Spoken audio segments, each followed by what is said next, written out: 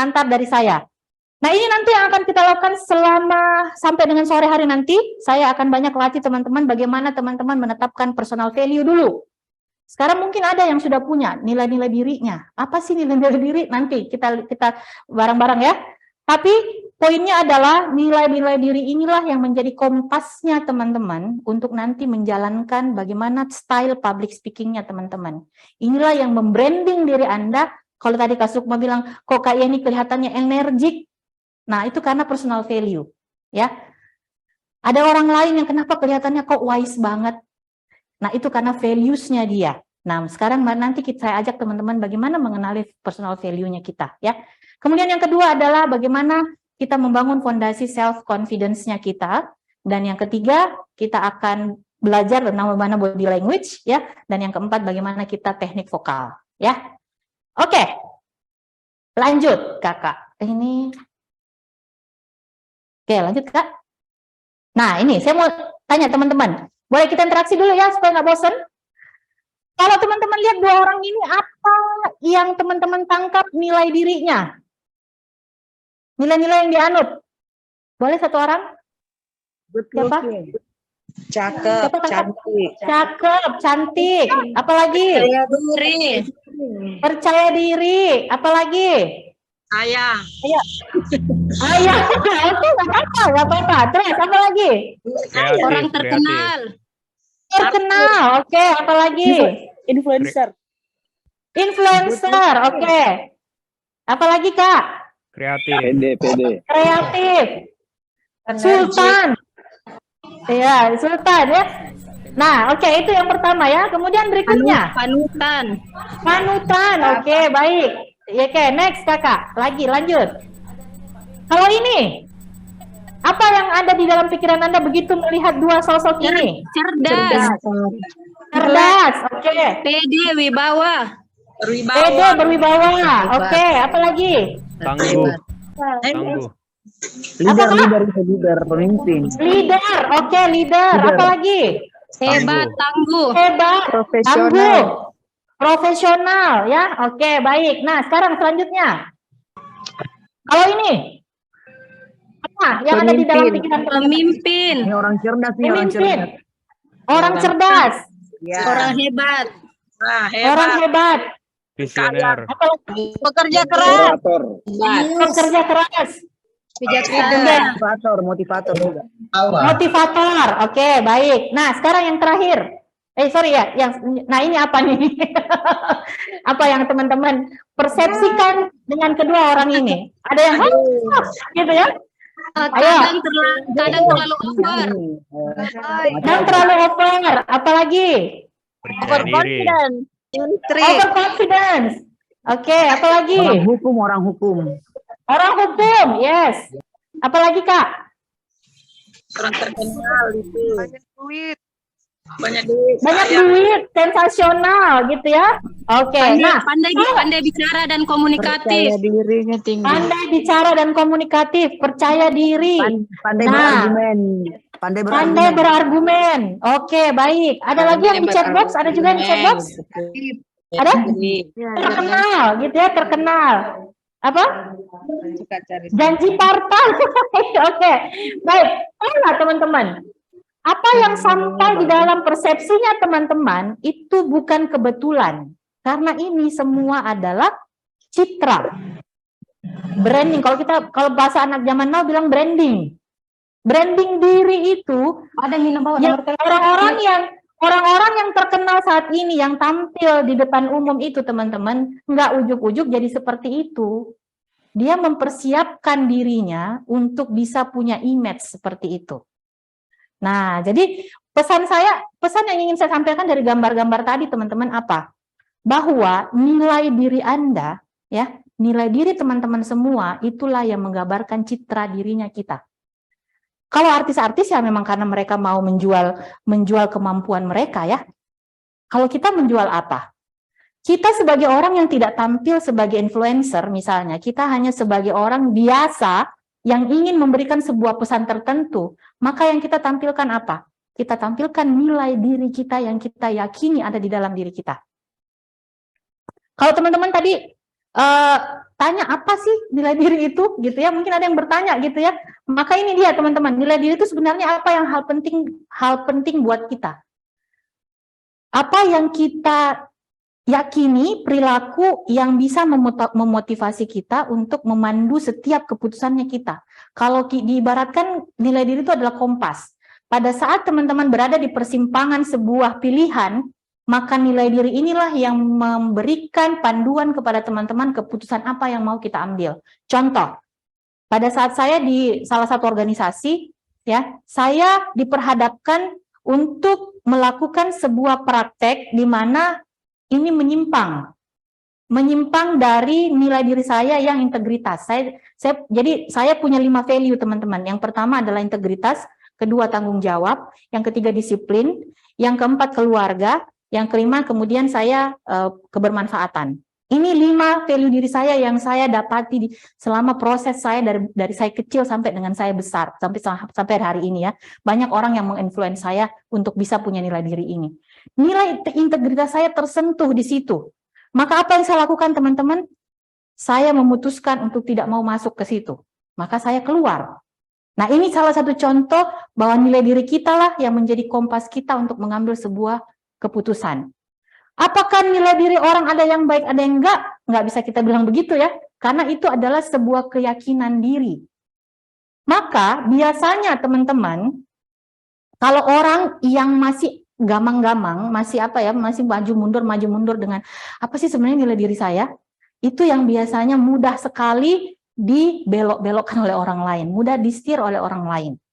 Maka saya mengajak teman-teman, kalau kita mau punya citra diri yang baik, menurut kita ya, minimal menurut kita dulu lah, jangan menurut orang lain dulu, menurut diri kita dulu.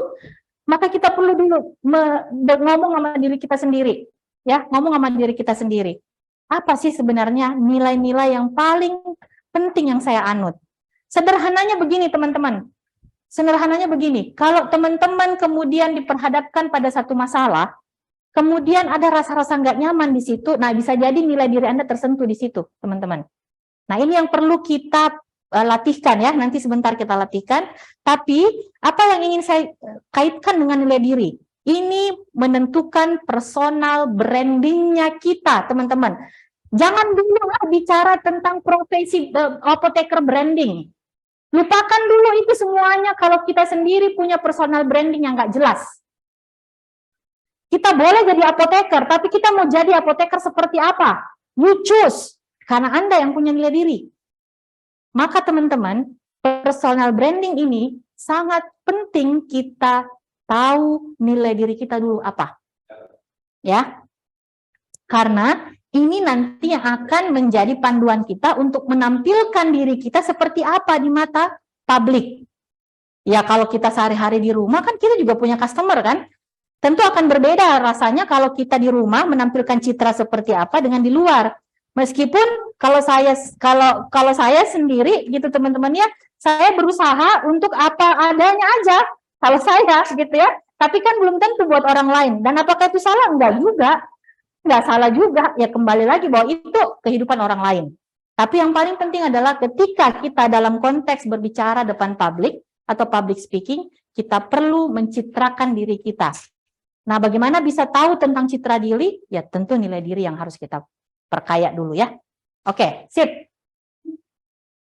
Nah ini teman-teman, kalau mau punya personal branding yang kuat, teman-teman yang pertama harus punya nilai uniknya dulu. Kalau saya memang menetapkan, jadi pertama kali pada saat saya resign dari dunia profesional, pada saat saya resign dari rumah sakit ya gitu ya, 12 tahun yang lalu kalau nggak salah ya, tahun 2012, itu salah satu alasannya adalah teman saya yang di Jakarta pernah ngomong gini sama saya, Yen, lu kok serius banget? Gitu, dia bilang sama saya begitu. Kamu tuh kenapa serius sekali? Dia bilang, gitu ya, dia bukan orang farmasi, dia bukan apoteker. Dia bilang saya itu katanya, Bu, kalau istilahnya kita bureng ya, orang Makassar bilang bureng. Kenapa kok bureng sekali? Saya bilang, perasaan enggak, itu biasa-biasa saja gitu kan. Memang saya waktu itu pada saat itu memang ya mungkin dunianya kita gitu ya kali ya. Akhirnya apa? Saya merasa udah senyum, ternyata menurut dia saya terlalu serius. bahkan cenderung lebih ke jutek. Nah, di situ saya mulai, ya apa benar ya saya jutek? Begitu saya pulang, gitu ya, saya pulang ke rumah, saya tanya, selama ini saya nggak pernah konfirmasi ke orang rumah, kakak-kakak, tidak pernah. Saya pertama kalinya pada saat saya ditegur sama teman saya itu, saya kemudian ngomong sama orang rumah, sebenarnya saya seperti apa karakternya? Langsung dia bilang, memang kok kerok-kerokan, jutek kok, ini kok. Saya kaget gitu ya, ternyata ini penilaian orang terhadap saya. Padahal bukan itu yang saya inginkan, teman-teman. Saya ingin punya banyak teman, saya ingin punya banyak relasi, saya ingin punya bisnis yang besar. Kalau saya jutek, terus gimana dong? Nah, berarti ketika feedback itu masuk kepada saya, maka saya harus memutuskan, saya harus berubah. Saya harus berubah penampilan saya harus merubah bagaimana saya secara perilaku, maka saya harus tentukan nilai unik saya apa. Pada saat itu saya memutuskan apapun yang terjadi, apapun masalah yang saya hadapi, yang paling pertama saya lakukan setiap hari adalah belajar tersenyum. Itu dulu teman-teman yang saya lakukan. Jadi teman-teman tahu senyum saya nggak seperti ini dulu. Ya teman-teman saya tahu. Meskipun saya tersenyum, bibir saya masih mengatup. Saya belajar ada yang namanya kaidah senyum 6 detik. Setiap hari teman-teman secara sadar saya memastikan bahwa saya tersenyum, menarik bibir saya, dua bibir saya untuk tersenyum, kelihatan gigi 6 detik. Saya hitung 1, 2, 3, 4, 5, 6 setiap hari, karena saya mau punya nilai unik. Dan itu saya dibayar hari ini. Bukan hari ini aja, semua orang yang ketemu dengan saya, semua peserta yang mengikuti training saya, semua bilang saya energik, saya tersenyum. Itu enggak serta-merta terjadi. Dilatih tiap 6 detik, teman-teman ya. Jadi tentukan nilai unik Anda mau apa. Terserah, nggak ada yang kalau teman-teman mau memang menampilkan nilai diri Anda yang unik adalah berwibawa, silahkan. Bergantung kepada tujuan Anda mau kemana, gitu ya. Kembali lagi kepada tujuan. Yang kedua adalah penampilan. Penampilan. Saya sudah memutuskan bahwa saya saat ini ingin berpenampilan syar'i. Apakah itu salah? Belum tentu. Apakah yang lain benar? Juga belum tentu. Semuanya bergantung kepada tujuan kita, tujuan utama kehidupannya kita. Jadi silahkan pilih teman-teman, ya. Ketiga, kepribadian kita. Semua kepribadian unik, teman-teman. Kalau saya bilang, saya di saat sekarang sudah menghargai semua kepribadian. Bahkan kalau kata orang ada yang menyebalkan, ya udah, itu tentang kehidupannya dia aja. Tapi kalau kita mau menjadi seorang public speaker, maka kita perlu tahu kepribadian-kepribadian seperti apa yang kemudian bisa cocok untuk menjadi seorang public speaker. Dan yang keempat, teman-teman, keterampilan. Semuanya tidak akan bisa menjadi ahli kalau kita tidak berlatih. Maka bahkan senyum ya, itu tadi saya analogikan dengan saya belajar senyum loh teman-teman. Ya.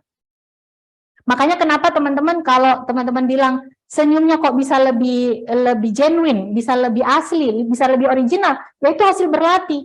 Kalau kata guru saya begini, kalau kamu tadinya nggak terbiasa tersenyum, fake it until you make it. Katanya begitu. Apa itu maksudnya? Apa itu maksudnya fake it until you make it? Pokoknya pura-pura bikin dulu senyum, kalau hati tak belum nyaman, sampai benar-benar kemudian senyuman itu sudah sampai ke hatinya kita. Pura-pura bahagia Kak Yendi. Bahagia. Pura-pura bahagia mi dulu. Iya. Perlu kita healing dulu ya, perlu healing ya. Oke. Lanjut. Iya, siap. Oke. Nah, ini teman-teman, kalau mau punya personal branding yang kuat ya. Nah, karena kita konteksnya adalah bagaimana membranding apoteker ini, saya ingin ajak teman-teman, apoteker ini sebuah profesi. Dia bukan benda hidup. Siapa yang menghidupkan ini apoteker? Ya orang-orangnya. Kalau kita sudah membranding diri kita sebagai orang yang seperti apa, maka itulah yang dikenal oleh orang lain. Kalau kita sudah membranding diri kita sebagai orang yang dikit-dikit mengeluh, dikit-dikit marah, dikit-dikit komplain, dikit-dikit kemudian menyalahkan orang lain, maka jangan salahkan kalau orang lain tidak ada yang mau berteman dengan kita. Karena tidak ada orang di luar sana yang senang dengan orang yang mengeluh. Maka silahkan, yuk saya ajak teman-teman, Ini kan kita bicara dalam konteks kita sebagai seorang public speaker ya. Kalau teman-teman ingin menjadi seorang influencer, kalau kata Pak Fajar tadi, saya ingin memberikan informasi, edukasi dengan orang dengan supaya dia bisa terima dengan baik, maka mau nggak mau kita harus punya personal branding yang baik. Betul ya? Selanjutnya, sebelum kita break untuk kita screen break dulu ya. Selanjutnya kakak. Nah, sebelum kita break saya kasih waktu 2 menit teman-teman ya. Mari kita merenung dulu sesaat di buku catatan teman-teman. Silahkan teman-teman tuliskan. Ingat-ingat. Kalau tadi saya sampaikan saya punya 5 nilai diri. Inilah yang membawa saya kemana-mana, gitu ya. Saya bawa ini di mana-mana menjadi sebuah citra dirinya saya. Saya berusaha untuk tidak telat karena saya punya value disiplin. Saya berusaha semaksimal mungkin menghargai orang yang janjian sama saya gitu teman-teman. Kalau di janjian jam 9 ya udah saya semaksimal mungkin saya upayakan datang sebelum jam 9. Kalaupun saya terlambat maka saya akan mengkonfirmasi saya terlambat karena ini. Karena apa? Karena saya ada value yang lain yaitu kebermanfaatan. Nah, maka yuk teman-teman, 2 menit saya kasih waktu untuk diri Anda. Silakan renungkan apa yang menjadi nilai diri teman-teman. Tujuannya ini nanti akan jadi kompas kita untuk teman-teman bangun citra diri. Silakan. Yuk. Ada raise hand? Boleh, silakan kakak. Boleh. Yang raise hand boleh silakan. Ibu Sri Wahyuni, Kak Sri Wahyuni. Saya panggil kakak aja ya. Kak Sri Wahyuni, silakan Kak. Kak Sri. Silakan. Monggo, Tabe, permisi, silakan. Ayo kakak-kakak, Kak Sri Wahyuni tadi katanya raise hand. Oke, ada yang mau share? Ini tidak dipaksa ya, tapi kalau mau share silahkan. Apa yang jadi nilai dirinya yang udah kepikiran nih? Oh, saya ternyata selama ini sering sekali Kak marah karena orang buang sampah sembarangan misalnya. Oh, ternyata saya punya diri rapi, teratur. Nah, itu salah satu nilai diri. Yang kedua, oh saya ini sering sekali kesel kalau ada orang yang mengatur-atur. Atur-atur Kak. Oh, ternyata dia value-nya adalah kebebasan mungkin. Nah, itu contoh-contoh ya. Coba rasa-rasa teman-teman. Kalau teman-teman ada rasa nggak nyaman dengan sebuah kondisi tertentu, bisa jadi nilai diri tak tersentuh di situ. Oke, ada yang mau sharing? Apa ini memang sebenarnya sifatnya personal ya. Jadi saya tidak memaksa. Kalau tidak mau membagi juga nggak masalah. Tapi poinnya yuk, mari kita pastikan, kenali dulu diri kita. Apa nilai-nilai diri kita. Yuk teman-teman yang di luring juga boleh, silahkan. Ditulis nilai-nilai dirinya apa, sambil kita berlatih juga ya. Hilal, menghargai waktu. Oke, jadi rasa-rasanya mungkin kalau Kak Hilal, boleh Kak Hilal di open mic-nya, apa yang kita rasakan kalau ada orang yang misalnya kita datang nih, contoh aja ya, di satu seminar atau di satu pelatihan, terus ternyata molor. Apa yang Kak Hilal rasakan? Boleh Kak Hilal? Nggak muncul? Siapa? Ada yang raise hand lagi? Sambil semua mencatat ya teman-teman ya, cari nilai dirinya ya. Ini kesempatan 2 menit. Belum tentu setelah ini teman-teman cari. Oh, Kak Sukma, oke boleh. Kak Sukma silakan. Kak Sukma. Ya, terima kasih sekali. Di sini saya tidak tahu apakah nilai diri saya itu ada artinya atau tidak. Dalam artian seperti ini. Kak Sukma, sebelum dilanjut, saya coba aja Kak Sukma ubah kalimatnya lebih positif. Dihapus itu kalimat apakah bagus atau enggak. Coba bilang, ini nilai diri saya Kak. Ayo Kak Sukma, coba diulang kalimatnya. Ya.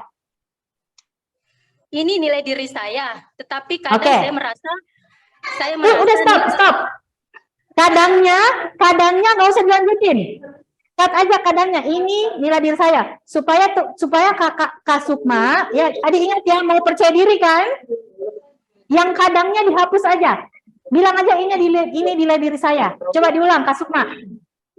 ini nilai diri saya yang berkepribadian ganda. Oke. Satu. Karena di sisi lain saya kerasnya minta ampun, egoisnya minta ampun, tetapi ketika dihadapkan oleh masalah kemanusiaan saya lemah serapuh-rapuhnya. Saya merasa itu terjadi pada diri saya. Oke, sip. Apalagi Kak? Kemudian saya merasa sangat bersemangat jika audiens itu lebih banyak. Oke. Ada lagi? Itu Kak Sukma yang ditangkap, yang coba diidentifikasi? Iya, saya cuma berusaha untuk menjadi lebih baik. Oke, sip. Thank you Kak Sukma. Saya boleh izin kasih kalimat yang lebih positif, boleh? Untuk yang poin pertama, yang kita bilang tadi, kita punya kepribadian yang egois, keras kepala, tapi di sisi lain punya sisi kemanusiaan. Boleh nggak saya kasih referensi baru? Saya kasih referensi baru untuk kalimat yang lebih positif. Saya menangkap Kak Sukma adalah orang yang punya kepribadian yang kuat dan membawa kepribadian itu ke arah yang lebih positif, sehingga ketika melihat hal-hal yang sifatnya kemanusiaan, maka Kak Sukma punya sisi lain. Iya, kadang saya susah menguasai diri saya sehingga seolah-olah terjadi pada saya dan saya yang lebih terpuruk dengan keadaan apa yang dia lakukan. Oke, baik. Nggak apa-apa Kak, nggak apa-apa. Diterima dulu aja. Tapi poinnya adalah itu adalah kepribadian yang kalau kita bawa dia ke ranah yang lebih netral, kakak-kakak. Kayaknya butuh ketegaran begitu. Cuman saya tidak tahu cara tegarnya saya menghadapi masalah itu bagaimana. Karena saya selalu dengan air mata. Iya, siap. Gak apa-apa Kak. Terima dulu. Air mata itu bagus. Allah menciptakan air mata pasti ada maknanya, ya. Oke, saya juga sama, cengeng, dikit-dikit nangis, nggak apa-apa. Kalau teman-teman lihat saya sering ketawa, di saat yang bersamaan saya bisa menangis sambil tertawa, ya. Tapi jangan bilang saya gila, ya, Kak Sukma, ya. Oke, Kak Sukma, ya. Jadi, Kak Sukma, terima dulu. Kak Sukma itu bukan punya kepribadian ganda, tapi kita memang di dalam diri kita, nanti saya ceritakan, bahwa kita, di setiap diri kita ada 4 kepribadian yang sudah ada di dalam diri kita. Tapi ada yang lebih dominan, ada yang lebih minim.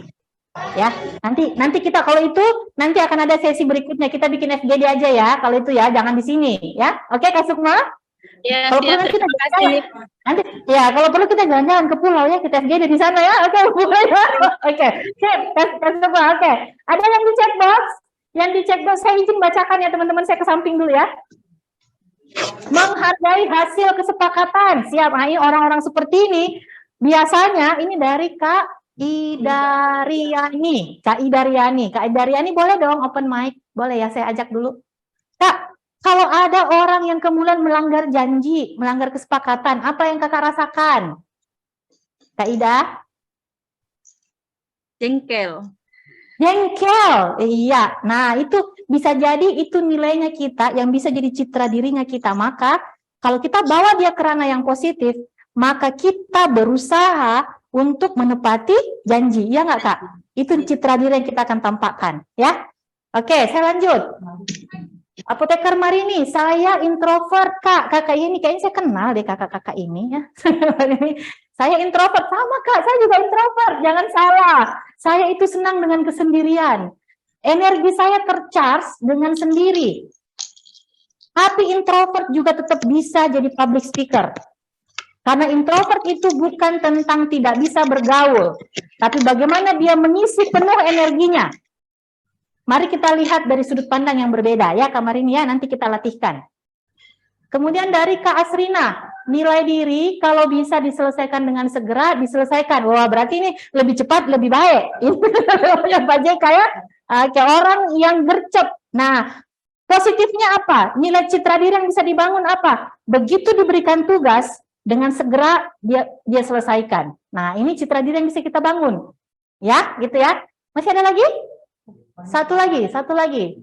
dari apoteker Richard. Nilai diri saya adalah saya pendengar yang baik. Wah. Tapi pembicara yang kurang baik, gugup. Oke, baik. Padahal modal itu pendengar yang baik. Kata guru saya, ini guru saya yang bilang waktu saya belajar coaching, ya. Guru saya bilang begini, kalau mau menjadi pembicara yang baik, awali dari menjadi pendengar yang baik. Berarti Kak Richard udah punya modal.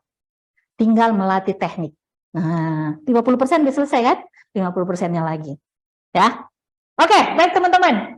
Itu dulu ya, yang lainnya silakan tulis aja kalau ada yang mau tulis lagi gitu ya. Poinnya kenapa saya selalu mengajak teman-teman bergeser sudut pandang.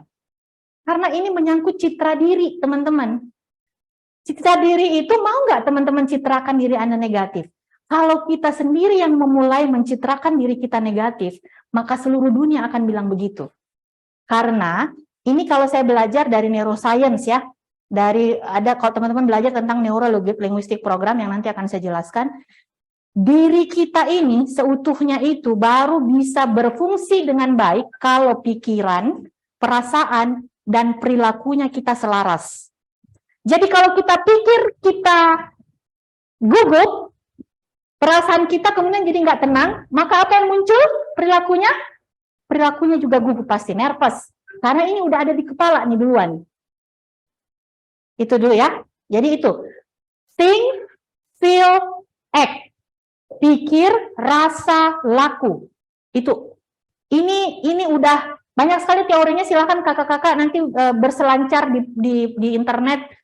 Kata kuncinya cari neuro-linguistic programming atau neuroscience. Itu semua belajar, mempelajari tentang bagaimana koneksinya kita antara pikiran, hati, dan perilakunya kita. Ya. Tapi poinnya adalah begitu teman-teman berpikir saya nggak bisa, maka Anda nggak bisa. Gitu ya. Begitu teman-teman berpikir saya ini keras kepala, maka seluruh dunia akan menganggap Anda keras kepala. Itulah citra diri. Dibangun dari mana? Dari diri kita dulu. Ya. Oke, baik teman-teman, kita sudah waktunya break dulu ya, karena kita udah 2 jam di depan screen. Kita istirahat dulu selama kurang lebih 10 menit, nanti kita akan kembali lagi. Silakan boleh ditutup layarnya dulu, boleh lihat dulu yang hijau-hijau di luar sana gitu ya, meskipun hari agak mendung, nggak apa-apa. Mendung belum tentu hujan gitu ya, meskipun udah hujan. Mari silakan 10 menit istirahat, kita akan balik di 10.40 ya, teman-teman silakan.